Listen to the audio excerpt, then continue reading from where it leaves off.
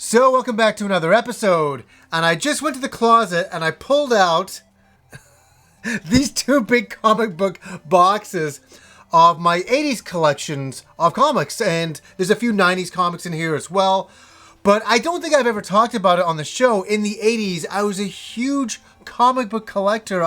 It was my number one addiction as an 80s kid. I loved every comic book. I couldn't get enough of comic books, and it's a time in my life that I remember walking into comic book stores and I knew every single series that was going on. It's funny nowadays. I go into comic book stores and I'm like, I don't know what's going on anymore. There's so many series, and there was a lot in the 80s, but I was able to keep on top of it. So I thought I'd just go through here and look at some of the highlight comics that I have. Okay, I left these on top because unbelievable to me now, these are worth something. Right here. They're both sealed in here. They are Spider-Man, The Amazing Spider-Man, issue number 300. And I got two of them. And in 1987, I got to meet Todd McFarlane. I was a little kid, and I was in awe of the comic book creators like Frank Miller and Todd McFarlane. Bill Sienkiewicz, I'll say his name a lot because I love that guy so much. And so I went to a comic book convention in Vancouver here, and I lined up for it. I don't know how long it was, and I finally was getting ready to meet Todd McFarlane, one of my favorite artists. I mean, this guy was the bomb. The creator of Spawn, but he did his Amazing Spider-Man stuff was crazy. So I was so excited to meet my idol. I was finally meeting Todd McFarlane. And oh, what a stupid kid I was. I because I was so young, I didn't know what to say to him. Like what do I say to Todd McFarlane? I think I was like 11 years old or 10 or 11 years old. And I went up and he's like, "Hey, how you doing?" And he was so nice. That's the one thing I want to say. He was so nice. And I kind of froze, and the only thing that came out of my mouth, this is no joke, this is so funny. I said to him, I said, have you ever met Frank Miller? And he's like, yeah. He's and I'm like, oh, is he cool? He's like, yeah, he's a super nice guy. He's really awesome. I'm like, cool. But actually, there's something happened with McFarlane. I had in my comic book bag, I just bought Cerebus. It was a big comic book, an independent comic book back then. I loved it. I grew up with it. And he's like, "Oh my God, you collect Cerebus? Is that like high society?" And I'm like, "Yeah, it was a big collected version." He's like, "Can you do me a favor?" And I'm like, "Yeah." He goes, "Can you go over there and reserve me one?" And as a kid, I was so thrilled. And so I went over, and I went over to these comic book guys that were selling it, and I said, "Hey, Todd McFarlane wants to know if you can reserve one for him." And I felt like so cool that I was doing this for Todd McFarlane. It was so stupid. I was such a fanboy. And I went back and I went up to Todd McFarlane, and here's the thing. I got a couple more stories with him. I stood beside him. I told him, I said, "Hey, yeah, they're going to reserve that." He's like, "Thanks so much." And I stood there right next to him. And he let me just stand here and watch him talking to people. And he's like the coolest guy ever. He's like my idol. I was like, I get a small tear now thinking about how nice he was to me. Something I'll never forget. And he asked me, he's talking to me for a little bit. And I said, "Yeah, I want to be a comic book artist. That's my dream." And he's like, "Really?" This is no fucking joke. He gave me his parents' address to write to him. And his parents, I think they lived in Vancouver Island. And he gave me this little piece of paper, and he's like, "If you ever need any advice, you ever need any help, write to me through my parents." And he gave that to me specifically. And I lost that piece of paper oh God, this is like, how many years ago? This is like 29 years ago. I don't know whatever happened. It was a very small piece of paper. But what a great guy Todd McFarlane was. He was wonderful. Sorry. And these are both, I found out these are worth something now. I had no idea. And I would never sell them. That moment with Todd McFarlane, they're both hand signed by him. It's great. So, okay, let's get into some of that. Let's open up the comic book boxes. Oh boy. These are in no particular order as well. This is a very unusual miniseries to bring out. It's just funny, this is right in the beginning here. Machine Man. Does anybody ever remember this miniseries, Machine Man? Look at the beginning here. This is the first issue. This is 4 issues. They're making his head. Third issue. And then the fourth, they create him. Machine Man is a very unknown character from Marvel Comics. And I think I got this in 1984. And it was one of the most... It's funny. I read this a few years ago. This is brilliant stuff. And this is even before Battle Angel, where it's in the future, 2020, where a bunch of rebels, the future's really taken over. People are really into virtual reality. The Stark Company, Iron Man Company, is completely corrupt, and it's a dystopian future. It's really brutal, and it's very much like Blade Runner. It's very much like Blade Runner. So these rebels find the remnants of this Machine Man, and they put him back together. And it's so weird. He's a robot. He's a machine waking up in a different world than he fell apart in. So you find out about his past, and then it's about him trying to make his way through this new world and taking down. Oh, is it Arno Stark? It's like Tony Stark's cousin, who inherits the Stark Company. It's an alternative Marvel future. It's a very, very dark comic book. And it's really good. I don't know if you can... I think you might be able to buy a graphic novel of this, but... Jesus Christ. Machine Man. You should see the artwork. It's really good stuff. Okay. Here we go. We have to have a Blade Runner comic book in there. That's great. We're hitting gold already, folks. We're hitting gold already. I'll bring some of these guys out here. The Elektra series by Frank Miller and Bill Sienkiewicz. Now, I remember in the 80s, I had a big Elektra poster on my wall. And have you guys ever seen or heard about Elektra? I really hope you haven't. Look at this artwork. Look at this.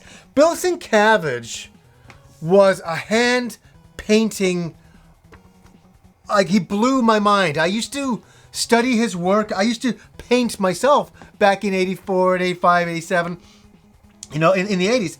And I always copied his work. I always wanted to be as good as him. And I used to marvel at his work. He was something else. And guys, I would hope that there's Elektra graphic novels now. I would really recommend the Frank Miller, Bill Sienkiewicz. It took me a long time to pronounce his name correctly. I used to say Bill Sienkiewicz. I never understood how to say it properly.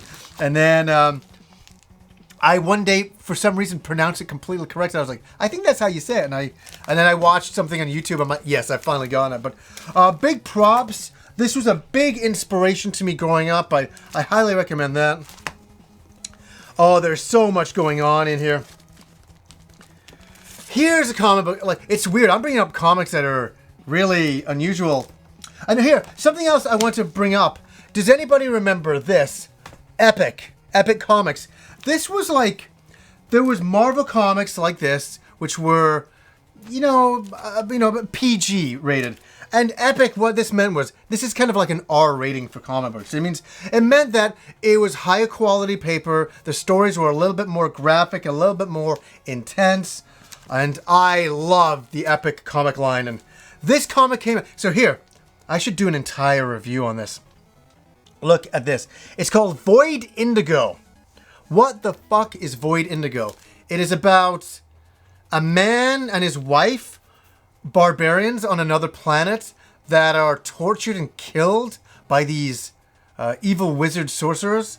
They're tortured to death. It's horrible. And the barbarian, before he dies, says, "I'm going to get revenge on you bastards." And he does. And he's reincarnated into this is crazy stuff. He's reincarnated into an alien life form, but he remembers about the injustice done to him. So he goes and tracks down all the ancestors in other bodies, because everybody gets reincarnated into different worlds, different bodies, and he goes around and he kills them and he gets revenge. Now here's something very unusual. There was a graphic novel, and then there was this comic book series here. The comic got banned after issue 2. This is issue 2 here. It got banned because it was so disturbing for a lot of people. I was a little kid and I could handle Void Indigo. It was a little disturbing, but I liked it. That's why I read comic books. I knew it was a freaking story. I knew it wasn't real. Come on. But there was a lot of religious groups. There was a lot of people that didn't like the intensity, because it was pretty brutal. So like this guy, his name was like Agno or something, would show up, and he'd show up at like a hospital and he'd kill like a nurse with his sword, and there'd be blood on the walls, and he got one of the wizards who was reincarnated as this nurse who had no idea about her previous self. It's pretty fucked up. I won't lie, it's pretty fucked up, but that's why I loved it so much. And yes, Jesus. Another great epic comics line by Marvel Comics was Time Spirits. This is a really wonderful comic, Time Spirits. It's about 2 Native Americans traveling through time, and what they get up to in the stories they get involved in, and like they go into the future and meet Jimi Hendrix. It's like, I know I can't even describe what that means. I'm not doing reviews in every single one of these books, but Time Spirits, I don't even think you can find this anymore. I don't think there's a graphic novel of it anywhere, and it's a crying shame. There really should be. And oh, here we go. Here's I'll just try to find a more known version of it. When I grew up, one of the most important comic books to me was Cerebus the Aardvark. Does anybody remember Cerebus the Aardvark? Does anybody remember this at all? I would really hope so. By Dave Sim and Gerard. Gerard, one of the greatest background comic book artists of all time. Gerard is insane. I read the living crap out of this. And it's an independent comic book. It went on for 300 issues in Canada. It was a Canadian series, but it was popular all around the world. Every single comic book artist that was working for Marvel Comics or DC Comics or other independent things all loved Cerebus. They all worshipped Dave Sim and what he was doing by staying independent from the comic book scene. You know, that's really was controlled by Marvel and DC, and he was really into independent rights. And Dave Sim is another one of my idols growing up. And the one thing that Dave Sim did, he always put himself on the back of every comic book because it was his comic book. So he'd always put pictures of what he was getting up to, and it was quite crazy little comic books of what they were really getting up to. And I remember this one. I wish I could find it. This one, just like Gerard just hanging out. These are the back covers of the issues. But there's this one comic where he's drawing comic books in Hawaii, and his comic series, and I was just like, God, Dave Sim is living the best life ever. And Cerebus was a crazy comic book. It's gotten a little controversial in the last few years, but I don't follow that stuff. I read, I think, the first 120 issues, and then in high school I kind of moved on to other things. But I always loved Cerebus. I'll just bring up some things. Crisis in Infinity Earth, I love that. There was a melding of all the DC comic book universes into one. It was pure mayhem. Obviously, Teenage Mutant Ninja Turtles was crazy back then. Oh my God. Secret Wars with the Beyonder and what was really happening. I really hope they make a feature film from Secret Wars. I think that would be extraordinary.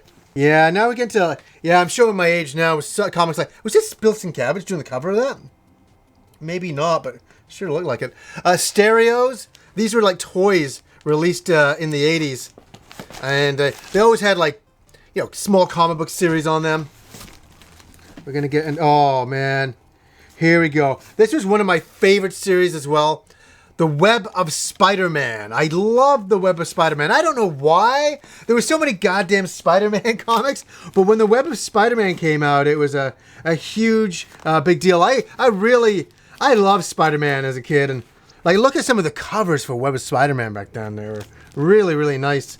And obviously, Todd McFarlane coming back at issue 301. Todd McFarlane's Spider-Man is still the best drawn Spider-Man I've ever seen. You know, and there's been a lot of great artists over the time, but yeah, lots of Teenage Mutant Ninja Turtles comics, lots and lots of them. We can't get enough Teenage Mutant Ninja Turtles, and oh my God, Robotech. Yeah, I collected all the Robotech issues, and they were terribly drawn.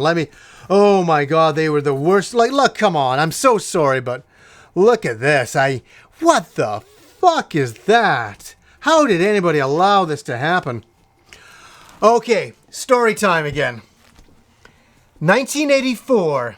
I used to ride my bike up the road to it was called Pharmasave, and they show you know they sold like shampoo and all that kind of crap. That's kind of cruddy little place it was. So of course no interest to a kid like me, but they had one little comic book stand, the little rotating one. And I got all of my comics from there because they were new. And comic books distribution was a lot different back then. Comic books, I think now really mostly go to comic book stores and a few bigger stores.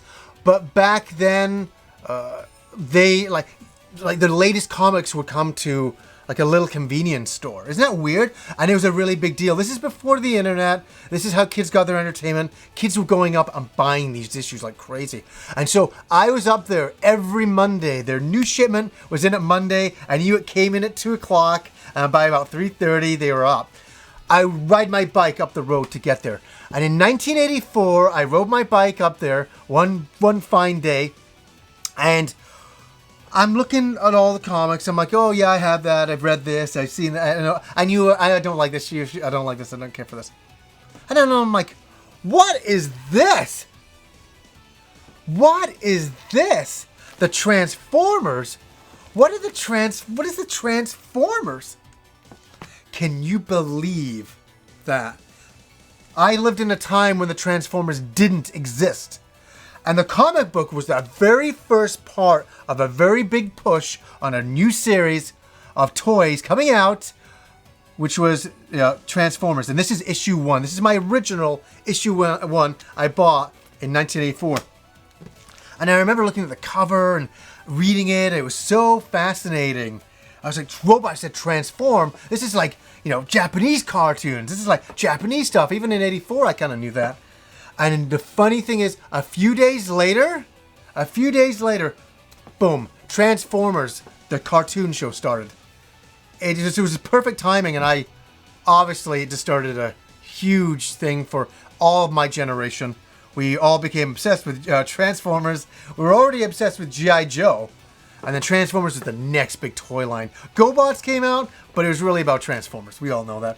So I collected every single issue of the Transformers every week. And, I'd be up there looking for new issues, and this is number 2 and 3 and 4. Yeah, it started off as a 4-issue miniseries, but it did so well that at issue 5 they just continued it on as its own series. And the thing that used to drive me crazy is when I would go up to get the latest issue of a comic book, and it wasn't there, and they're like, "Oh, it just didn't come." I'm like, "What do you mean it didn't come? I need it. What do you mean it's not fucking here?" It was crazy. And I got all my Machine Man, all of those comics like that way, Moon Knight, and all those great comics. All my, G.I. Joe, I got that way. Yeah, there's so many Spider-Man comics in here, and of course X-Men's in here as well. And I used to love these Who's Who in the DC universe, and this was like, they used to have so many different volumes of this. To keep track of the amount of DC superheroes. And I loved Marvel and DC equally. I never had a problem with any of that stuff. What else we got in here?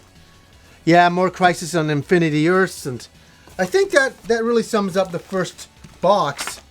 I can't bring out every issue. I got so many single issues of so many things, but it's a good start. It's a very, very good start. I'm gonna move these boxes around.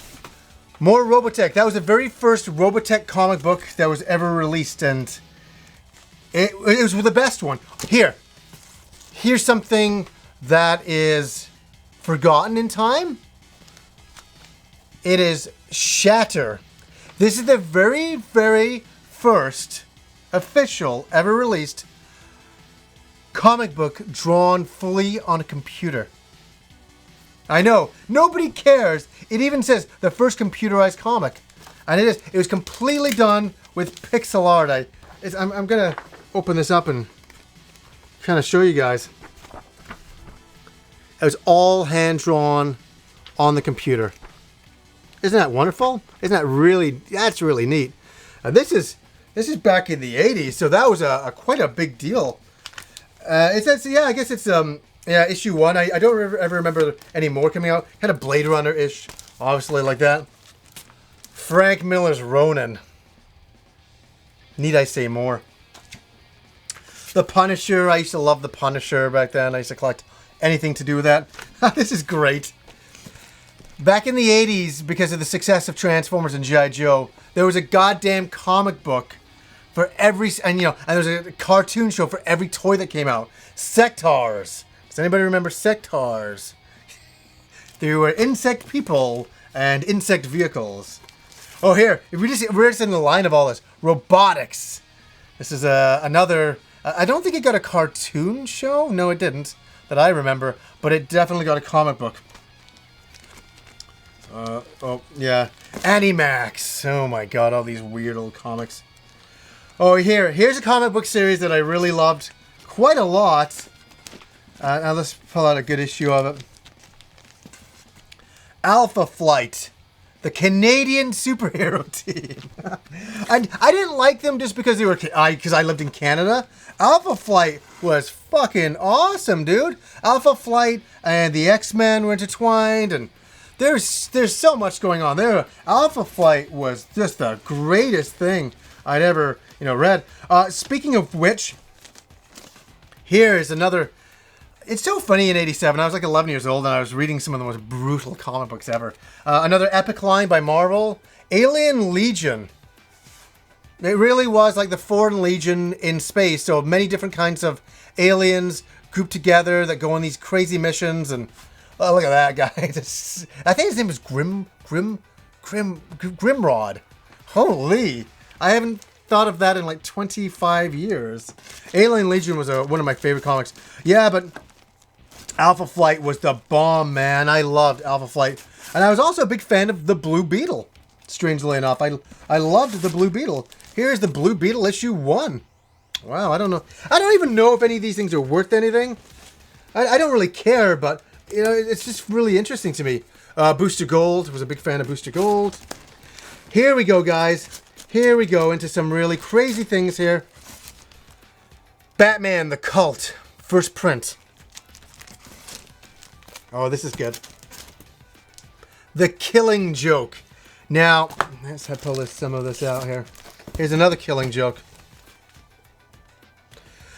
Even when I went to buy this day one, they had already sold out. I got it just when it was released. They were already on like the 3rd printing by the time I was able to pick these up. They just sold out so fast. It was absolutely ridiculous. Obviously, Batman the Dark Knight. There was no bigger. I remember going into a comic book store and that was just sitting there and it had just come out. And it's so funny. I just suddenly got a really unusual feeling. I just kind of remembered exactly what that felt like. I was so in awe of comic books, and I saw The Dark Knight, and I was like, oh my god, it's the Dark, what is this? And when Frank Miller, like, when you start seeing these images in the 80s, it was something else. It was like, it was an event. I knew that The Dark Knight was an event, just like The Killing Joke was an event. Another thing that I was really a fan of was Daredevil. I loved Daredevil. I used to collect every single Daredevil comic I could get my hands on back then. Really big deal. Okay, so for Teenage Mutant Ninja Turtles, that was obviously a huge deal. Where my God. You know, when anything comes out, there's always people who try to emulate it or copy it. This is wonderful. And I picked one of these up just after Ninja Turtles came out. This came out, maybe 5 months later.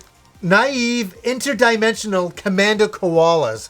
I had to kind of read that. I'm like, is that really a thing? Naive Interdimensional Commando Koalas. Everybody was trying to cash in back then. That's so wonderful. Oh yeah, the old Droids comic book. Oh my lord. But here's some more Elektra. I couldn't get enough of that back then. I collected a lot of really independent comics as well, but there's Moon Knight #1. I remember picking this up from that little pharmacy up the road. I'll never forget that sitting there and picking it up. Fallen Angels, Fantastic Four, Gargoyle. Here you go, guys. Gru the Wanderer. This was a huge, big deal in the 80s. All of my friends read it. Everybody loved it. Everybody had like collected volumes, and it was really a lot of fun. And oh yeah, here we go. Tons of G.I. Joe. I have so many G.I. Joe comics. It's going out of style. It really is going out of style. I am just skipping past so much. Justice League America, Marvel Universe stuff. Another comic book I used to read a lot of was Micronauts. This is a very 80s comic book. Micronauts. I'm not saying anything, but man, boy, did I ever really like comic books in the 80s. It's not that comic books now are better or worse. It's just that this is what I grew up with, so I really enjoyed it quite a lot. Oh, the New Mutants. I used to love the New Mutants. Yeah, with Kitty Pryde there on the cover going on there, yeah. It's funny because I never talk about being a comic book fan. I never talk about superheroes that much. I never really get into any of that. And I loved superheroes when I was younger. I adored them. I couldn't get enough of them. It's really funny. But then what happened is, so I was collecting all these American comics, and then I discovered Japanese animation and manga, and I started getting into that, and I started drawing that and emulating that. But I always emulated and drew all these styles as well. I loved American comic books, and I still do. I still have a big appreciation. I don't collect comic books like American comic books now because I don't even know what the hell is going on anymore. You know, since the 80s, like I don't have a clue.